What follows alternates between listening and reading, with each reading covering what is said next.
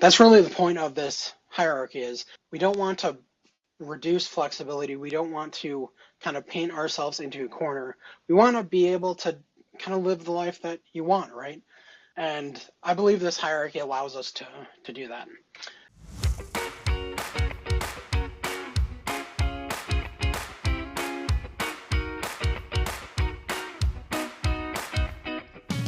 So first things first, let's take a look at my kind of standard hierarchy. So I like to start with a 401k and at least getting up to the match. Before we get too far though, I do want to make it clear that this hierarchy really only applies if you already have a full emergency fund and you do not have any high interest rate debt. Once you've gotten past that point, that's when this starts to apply. If you have credit card debt, if you have high interest rate loan, like auto loan debt or student loan debt or housing debt, whatever it is, if you have a pretty high interest rate on it, which I'm going to define as 8% or above, then you probably should focus on that first than what I'm going to suggest. Now, there are situations where it can make sense to do some of these things, contribute to some of these accounts while you still have higher interest rate debt, and we'll talk through that. But if it's credit card debt, certainly pay that off first before you do this. I also am a firm believer that you need to have a full emergency fund before you start to invest significant amounts. Now, just because you don't have a full emergency fund doesn't mean you can't maybe contribute to your 401k match and get the full match. That can be useful, and we'll talk about why that can be useful in a little bit here. But you really do want to have your emergency fund full before you start moving up this pyramid. And the reason for that is because life happens, right? Emergencies come up, medical bills come up, trips, good things happen too. Trips that you weren't planning on but suddenly come up happen. And that's okay, that's great, right? We want to be able to afford those kind of things. We want to be able to avoid going into debt to cover those kinds of things. And so it's really important that when you think about this, that you first have your emergency fund full. I define that as 3 to 6 months of living expenses. Now, there are situations where you need more than that. There's not really too many situations where you can get by with less than that, less than 3 months at least.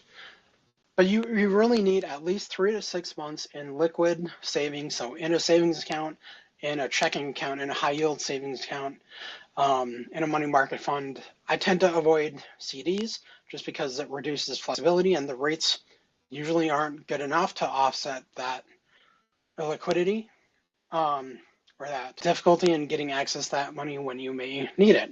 Again, it's an emergency fund. It's there to be available to cover costs that come up that you were not expecting. So you need to have it be liquid, which again is why I generally avoid CDs. So once you've gotten past that, so again, you don't have any debt above 8%, you have a full emergency fund, you have cash building up in your checking or savings account, then the question is, well, what do we actually do with that? And again, first step for me is always, we want to make sure we're getting that full 401k match, and I'll talk more about that in a little bit. Second step is contributing to an HSA or health savings account.